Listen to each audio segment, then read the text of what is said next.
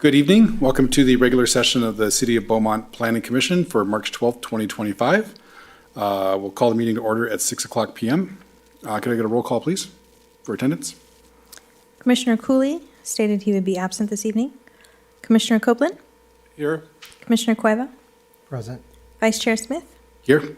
And Chairman Southard stated he would be absent this evening. Okay, so those are requests for excused absences. We'll start then with the Pledge of Allegiance. Commissioner Copeland, you can lead us. Place your hand over your heart, please.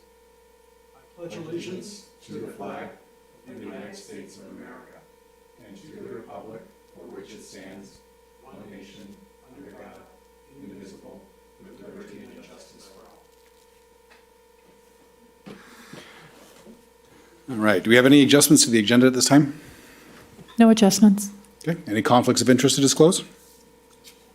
Hearing none.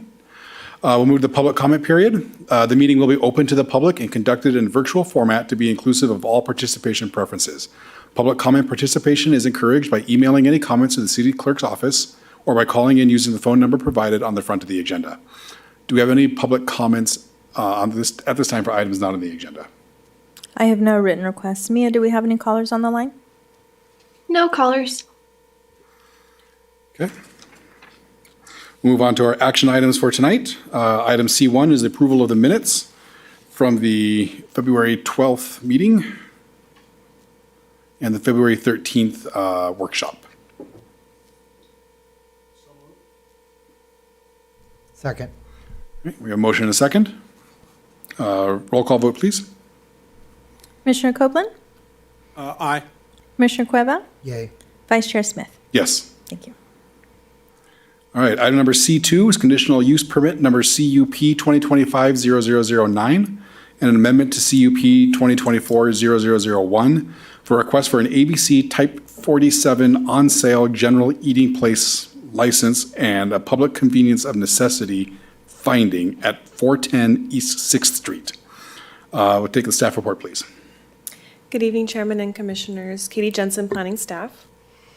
An application for a conditional use permit for a Type 47 on-sale general eating at an existing restaurant, La Martina, was submitted to the city on January 13th, 2025. A public notice was placed in the Press Enterprise, and property owners within 300 feet were notified of this public hearing. No comments have been received to date.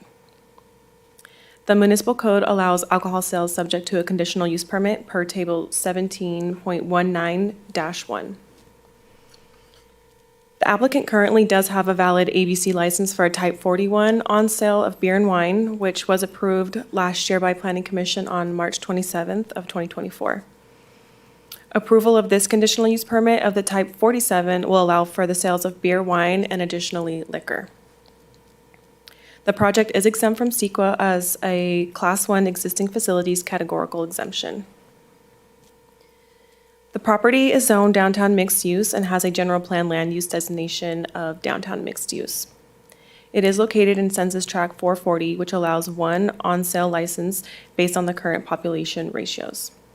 There are currently 13 on-sale licenses that are issued in the census tract, and a public convenience and necessity finding is required for the proposed application.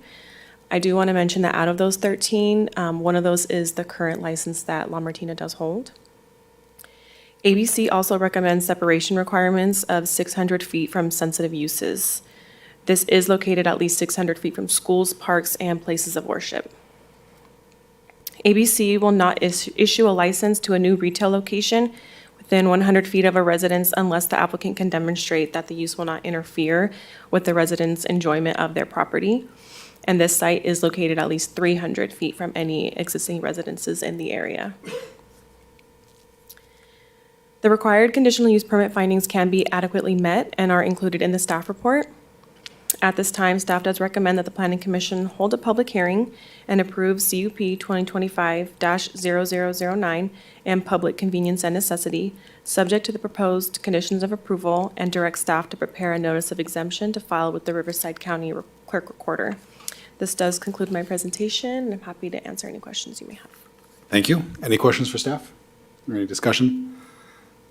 No. No? All right. We'll open a public hearing then at 6:05 p.m. Do you have any requests to speak on this item? I have no written requests. Mia, do we have any callers on the line? No callers. Okay. I guess with that, we will close the public hearing then at 6:05 and a half. So with that, is there any discussion, or otherwise I would entertain a motion? I'll make a motion that the conditional use permit be approved. Second. We have a motion and a second. A roll call vote, please. Commissioner Copeland, Yes? Commissioner Cueva, Yay. Vice Chair Smith. Yes. Okay, item C.3, conditional use permit CUP 2025-0010 for a request to operate a permanent makeup studio at 315 East 6th Street. Staff report, please. Hello again, Katie Jensen, planning staff. An application for a conditional use permit for a permanent makeup studio was submitted to the city on February 4th, 2025.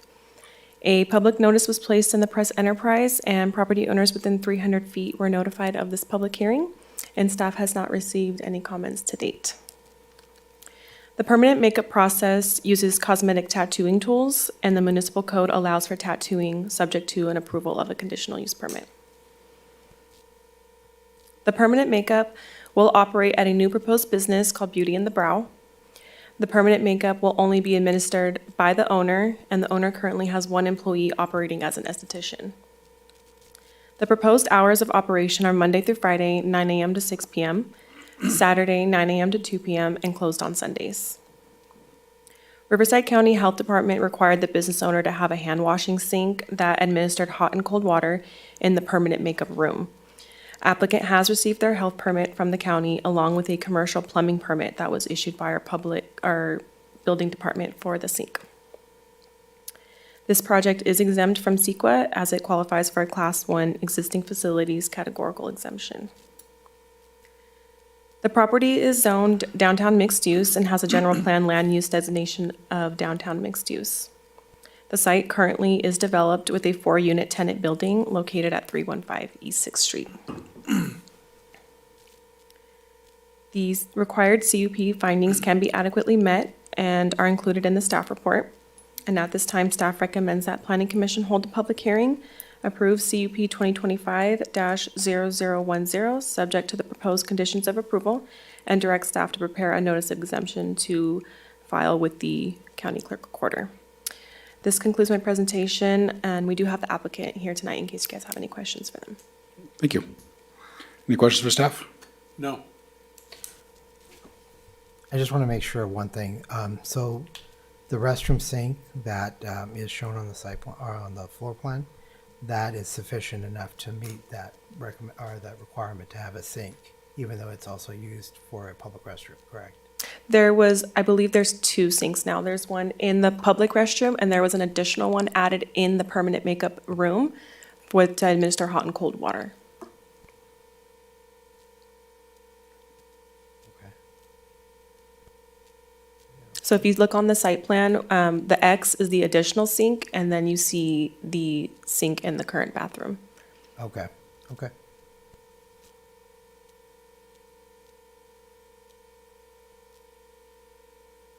Any other questions for staff?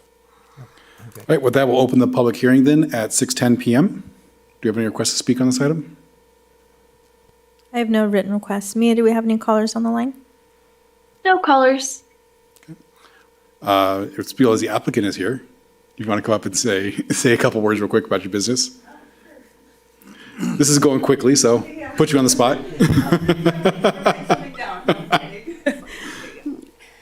My name is Alondra Brantley, and I've been doing permanent makeup for over 5 years now, and I'm really happy to be able to open my own spot. I was just renting a tiny room at a salon, so this is really exciting for me. I grew up in Beaumont, been here since 1991, so it's really nice being able to also open a business where I grew up. All right. Any questions for the applicant? All right, well, thank you very much. Thank you. All right, with that, we'll close the public hearing then at, we'll call it 6:11. Is there any more questions for staff, discussion, or I would entertain a motion? In that case, I would move that we approve the requested CUP. Second. Okay, we We have a motion and a second. Roll call vote, please. Commissioner Copeland, Yes. Commissioner Cueva, Yay. Vice Chair Smith. Yes. All right, good luck. Congratulations. Item C4, continuation of a public hearing, plot plan PP 2023-0591 for a proposed 15-unit apartment complex commonly referred to as Aegis Beaumont, located at 1360 East 6th Street. We'll take the staff report of this item, please. So we were recommending a continuance without discussion until March 26th, but actually I want to engage with our Public Works staff. Hugo, there's been some ongoing discussion with the applicant regarding one of the outstanding items. So do we think that the project's going to be ready for the March 26th agenda? We do have to publish that the week before. I'm not sure if this is on. Okay, it's on. I think it's very possible. What we're asking them to update in the WQMP is it's very feasible for them to do it within a few days. We just need, the coordination to be active and need them to complete that. Are there any other items scheduled for that date? I believe we are looking at some, no. No. No? New developments. Okay. No, we were looking at a couple, but we actually we have the HOP and yes, we will have items, sorry. You will have items? Yeah, I Okay. think we'll have two items for sure. Okay, because that was my concern, is if there's a maybe of calling a meeting for Right. something that was a maybe, so. And that's my concern is continuing it twice in a row. That's why I just want to make sure if it's something where we need to continue it off calendar and just schedule when they're ready, or, but I will defer to the Planning Commission. The applicant has been very vocal about, wanting to come before you, and there's been a lot of discussion. So this is definitely at the director's level with the Public Works Director and myself and the city manager. So those discussions have been elevated, but I'm just concerned about them not being ready. But So is the WQMP is outstanding item?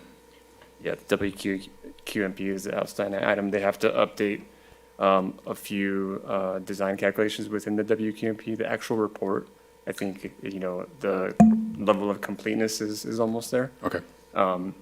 It's just the calculations that are used to size the basin. They need to finalize that. So I think it can be done. I'm confident it can, but I can't guarantee it, obviously. Right. Okay. Well, if we have other items that are scheduled for that meeting, I think I'd be comfortable with staff's recommendation to continue to date certain. Okay. If we have to continue, if they're non-responsive, at that point, we have to continue again, then, we'll know why. Then I feel kind of more comfortable with that, so. okay. Okay. All right. So if we're continuing without discussion, do we need to have open for public comment or any requests to speak? No, you can just continue it. Okay. So do we have a motion to continue to the March 26th meeting? I move to continue it to the March 26th meeting. Second. Okay. And roll call vote, please. Commissioner Copeland, Yes. Commissioner Cueva, Yay. Vice Chair Smith. Yes. All right, with that, we'll move on to staff comments. I don't have much. I apologize. I've been out of the office for a couple weeks. There was the Planning Commissioners Academy last week, so after I have a few more things to bring up, I can turn it over to Commissioner Copeland or Cueva that attended, as well as Melody. Melody was their guide, and so I appreciate her stepping in my absence. I do want to remind you that I need your zoning code updates as soon as possible. The public hearing review period closes on Monday. It is going to City Council tomorrow night, and if I can have your comments before then so that the City Council can have those, that would be great. But if not, if I can have them by Monday, we need to package those up along with the City Council's comments and get those over so that we can keep this project moving forward. And then our new Deputy City Manager is starting on Monday, who has had extensive experience as a community development director. So I'm sure that we'll see him around Planning Commission, but I'm very excited about the experience that he's going to bring to the city and especially to community development. So once he comes on board, I'll invite him to Planning Commission and introduce himself.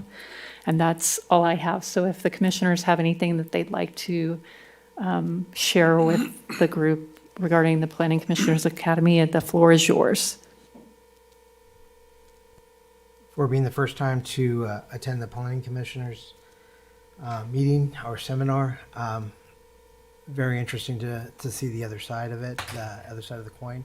I did notice that there was quite a change from what I used to deal with prior to being on this side of the desk. So I found it was a little more free-flowing with respect to working with the developer side on providing more housing. There were some presentations that I would have been okay with just grabbing the slideshow and reading it myself, but it was good, very good. It's interesting to see how density has increased considerably. I know it's as a result of what's happening in the state presently, so you have that freedom. Other than that, it was great to talk to other individuals, other commissioners, to see what issues were on their side. And the one thing that I did like is it seemed that we had a very open communication between staff and the commissioners. So not all the commissions seemed to have that flexibility there. Other than that, it was great. Oh, look at me. Well, I found it very interesting, very educational. I think the networking opportunity was really, really great. I was able to interact with people from Menifee and Hemet, Banning, and also several cities up north, including Pittsburgh, which I didn't know existed, California, that is. It was extremely well run.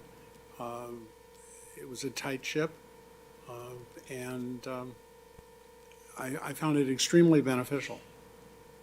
And I thank staff and the director and the city and city council for allowing me to participate in this academy.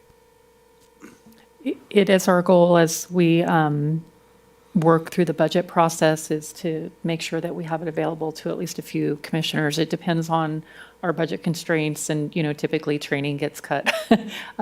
So we definitely want to keep that opportunity open. I know it was Melody's first time as well. And like I said, her stepping in my absence was very much appreciated. It's a fantastic conference in my opinion, and I think every commissioner should go. Melody will be working on a staff report maybe to bring at maybe our next meeting, just kind of going over the courses that were provided, any kind of materials that we can provide to the city council. I know we've done updates on conferences before, so would like to continue to do that. I know that myself and Jillian will be going to the Association of Environmental Professionals in early April in Oxnard, so we'll be also providing an update on that. That is also a great conference. Katie's been in the past, and basically from everyone that I talked to, it's probably one of the best conferences that we have for planners. So excited to report back on that, but we will definitely try to continue to provide opportunities as we can, and we are here for any questions, anything that the commissioners need. We definitely, staff is available to you. All right. Well, thank you. I'm glad you guys were able to attend. Glad it was a good conference, and I do appreciate as well the openness and the communication between us and staff, and I think just kind of the mutual respect and overall pleasantness. So, all right. With that, then we will adjourn the meeting at 6:21 until the March 26th meeting at 6 o'clock. Thank you.